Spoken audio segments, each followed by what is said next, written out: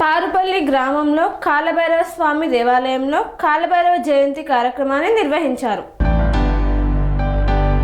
మంచిర్యాల జిల్లా చెన్నూరు మండలం పారుపల్లి గ్రామంలో స్వయంభుగా వెలిసిన కాలభైరవ స్వామి దేవాలయంలో కాలభైరవ జయంతిని పురస్కరించుకొని విశేష పూజాది కార్యక్రమాలను నిర్వహించారు.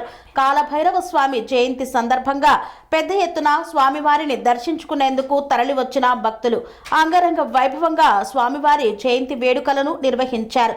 ఈ గుట్ట మీద బ్రహ్మంగారు స్వయంభుగా వెలిశారని కాలభైరవ గుట్ట అని కూడా పిలుస్తారు. ఈ స్వామివారిని కోరిన కోరికలు నెరవేర్చే స్వామిగా భక్తులు పిలుస్తారు. భక్తుల యొక్క కోరిన కోరికలు నెరవేరుస్తూ కొంగు బంగారంగా విరాజిల్లుతున్నాడు పారుపల్లి గ్రామంలోని కాలభైరవ స్వామి. మంచిర్యాల జిల్లాలోని పారుపల్లి గ్రామంలో ఏదైతే కాలభైరవుని యొక్క గుడి ఉన్నదో ఈ యొక్క గుడి దినదిన ప్రవర్తమానంగా అభివృద్ధి చెందుతుంది. ఈ యొక్క సంవత్సరానికి ఒకసారి జరిగే ఈ యొక్క జాతర నాడు పలు జిల్లాల నుంచి భక్తులు తండోపలుగా వచ్చి దర్శించుకొని వారి ఏదైతే మొక్కులు ఉన్నాయో ఆ మొక్కులు తీర్చుకొని వాళ్ళ కోరికలు నెరవేర్చే ఇలవేలుపుగా మార్చుకున్నందుకు జరిగింది. అదేవిధంగా ఈ యొక్క పారుపల్లి గ్రామంలో ఉన్న ప్రజలు కానీ వాళ్ళు కూడా ఎంతో ధన్యజీవులు. ఎందుకంటే గ్రామం మూలలో ఉన్న ఈ స్వయంభూగా వెలిసిన కాలభైరవ దేవుణ్ణి దర్శనం చేసుకోవడం ఎన్నో పుణ్య జన్మ భాగంగా మేము కూడా మంచిర్యాల నుండి రావడం జరిగింది. అదేవిధంగా మా మిత్రుడు చెప్పిన దాని విధంగా ఇక్కడ ఏదైతే మనం కోరుకుంటామో ఆ కోరికలు వెనువెంటనే జరుగుతాయని నమ్మకం ద్వారా ప్రజలు రావడం జరుగుతుంది. అదేవిధంగా ఇక్కడ స్థానికంగా ఉన్నటువంటి ప్రజలు కానీ శాసనసభ్యులు కానీ ఈ యొక్క గుడిని సంబంధించిన డెవలప్మెంట్ ఇంకా బాగా చేస్తే బాగుంటుందని కోరుకుంటూ ఈ యొక్క అవకాశం ఇచ్చినటువంటి మీడియా ఛానల్ వారికి ధన్యవాదాలు. నా పేరు గబ్బేట రాజమన్న, చెన్నూరు. ఈ కాలభైరవ స్వామి చెన్నూరు మన స్థల పురాణం చూసినట్టయితే ఇక్కడ ముళ్ళచే ప్రతిష్ఠించబడినటువంటి స్వయంభుగా వెలిసినటువంటి కాలభైరవ స్వామి చెన్నూరు స్థల పురాణంలోనే కాకుండా కాళేశ్వర ముక్తేశ్వర స్వామి స్థల పురాణంలో కూడా ఈ పారుపల్లి గుట్టపై వెలిసినటువంటి భైరవ స్వామి యొక్క చరిత్ర ఉంది. ఎవరైతే కాళేశ్వర ముక్తేశ్వర స్వామిని దర్శించుకుంటారో ఆ దర్శించుకున్న తర్వాత పారుపల్లి గుట్టపై స్వయంభుగా వెలిసినటువంటి కాలభైరవ స్వామిని దర్శించుకోవాలి అని కూడా కాళేశ్వర స్థల పురాణంలో ఉంది. ఆ కాళేశ్వరం యాత్ర పూర్తి కావాలి అనంటే కాళేశ్వర ముక్తేశ్వర స్వామి ఆ దర్శనం పూర్తి కావాలి అనంటే పారుపల్లి గుట్టపై స్వయంభుగా వెలిసినటువంటి కాలభైరవ స్వామిని దర్శించుకోవాలి. అంతేకాకుండా చెన్నూరులో ఉన్నటువంటి ఆ శివాలయంలో ఉన్నటువంటి శివుని దర్శించుకోవాలి. తర్వాత శిరొంచెలో ప్రాణహిత నది ఒడ్డున ఉన్నటువంటి విఠలేశ్వర స్వామిని దర్శించుకోవాలి. అదేవిధంగా జయశంకర్ భూపాలపల్లి జిల్లాలో ఉన్నటువంటి దామెరకుంటలో గోదావరి నది ఒడ్డున దామెరకుంటలో ఒక చెట్టు కింద అన్నపూర్ణాదేవి ఉంటుంది, ఆమెను దర్శించుకోవాలి. ఆ తర్వాత ముందుకెళ్ళినట్టు అయితే మహాదేవ్పూర్లో ఆ మహాదేవుడు అనే శివుని దర్శించుకోవాలి. అక్కడి నుండి ముందుకెళ్ళినట్టయితే మందగిరిపై స్వయంభుగా వెలిసినటువంటి వెంకటేశ్వర స్వామి ఉంటాడు, ఆయనను దర్శించుకోవాలి. ఆ ముందుకు వెళ్ళినట్టయితే ఎలకేశ్వరం అనే గ్రామం ఉంటుంది, అక్కడ ఎలకేశ్వర స్వామి ఉంటాడు, ఆయనను దర్శించుకోవాలి. అక్కడ నుండి ముందుకు వెళ్ళినట్టయితే అంబడిపల్లి అని ఉంటుంది, అంబడిపల్లిలో అమరేశ్వర స్వామి అనే శివుడు ఉంటాడు. వీళ్ళందరినీ దర్శించుకున్నట్టయితే కాళేశ్వర ముక్తేశ్వర స్వామి యొక్క దర్శనము పూర్తవుతుంది అని కాళేశ్వర స్థల పురాణంలో చెన్నూరి స్థల పురాణంలో కూడా చెప్పడం జరిగింది. కాబట్టి అందుకే రాను రాను ఈ స్వామి యొక్క మహిమను తెలుసుకున్నటువంటి భక్తులు ప్రతి ఆదివారం కూడా ఇక్కడికి రావడం జరుగుతున్నది. మహిమ కలిగినటువంటి స్వామి అందరూ కూడా దర్శించుకోవాలి. శ్రీ గురుభ్యో నమః. శ్రీ వీరబ్రహ్మేంద్రాయ నమస్తు. ఇక్కడ ప్రత్యక్షంగా వెలిసినటువంటి వీరబ్రహ్మేంద్ర స్వామి. ఇక్కడ పూర్వము మునులు ఎంతో మంది తపస్సు చేసేటువంటి ప్రదేశము. ఈ పుణ్యమైనటువంటి పుణ్య ప్రదేశంలో పూర్వంలో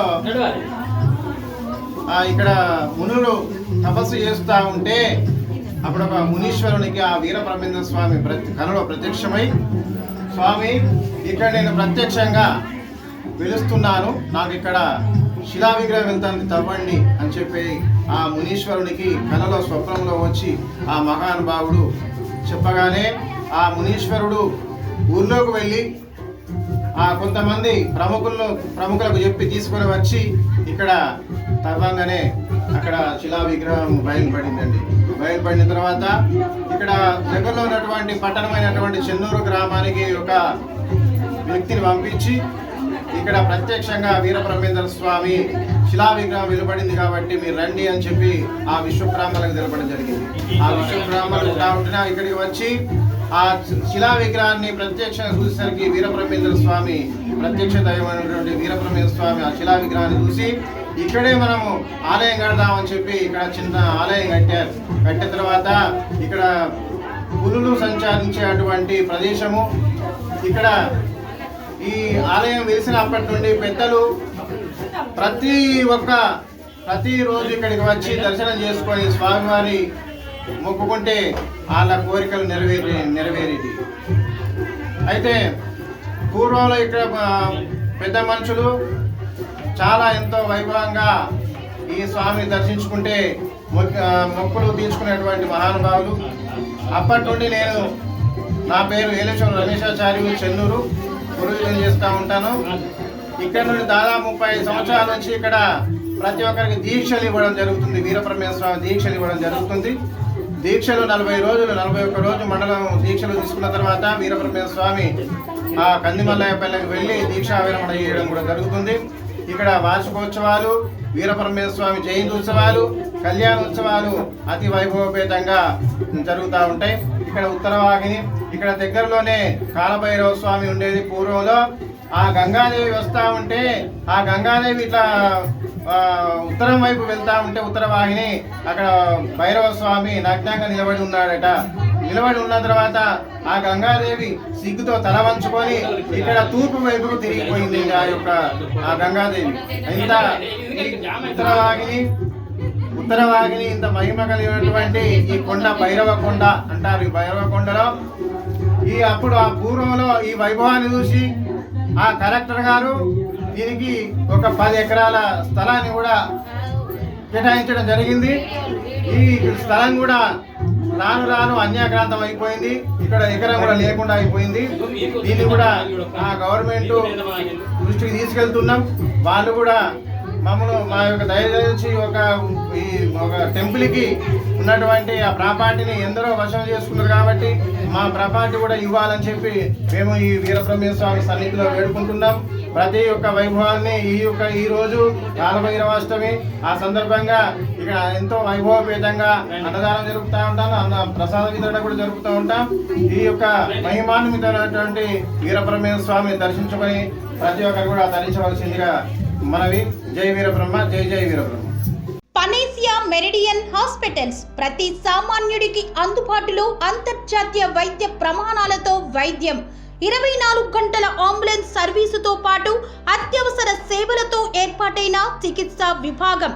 మా దగ్గర గుండె సంబంధిత, మూత్రపిండ, కాలేయ, కంటి జబ్బులకు, మోకాళ్ల శస్త్ర చికిత్సతో పాటు కోవిడ్-19, బ్లాక్ ఫంగస్ వంటి వైరస్లకు, అన్ని రకాల ఆరోగ్య సమస్యలకు నమ్మకమైన అత్యాధునిక వైద్య చికిత్సను అందిస్తున్న హాస్పిటల్ పనేసియా మెరిడియన్ హాస్పిటల్స్. మీ ఆరోగ్య సమస్య ఏదైనా ఇప్పుడు పరిష్కారం సాధ్యం. సంపూర్ణ ఆరోగ్యం కోసం సంప్రదించండి Panacea Meridian hospitals. Opposite Bheeramguda Kaman, RCPuram, Sangareddy district. Pin code 502032. సంప్రదించాల్సిన ఫోన్ నెంబర్ 0845524177 మరియు 7893757770.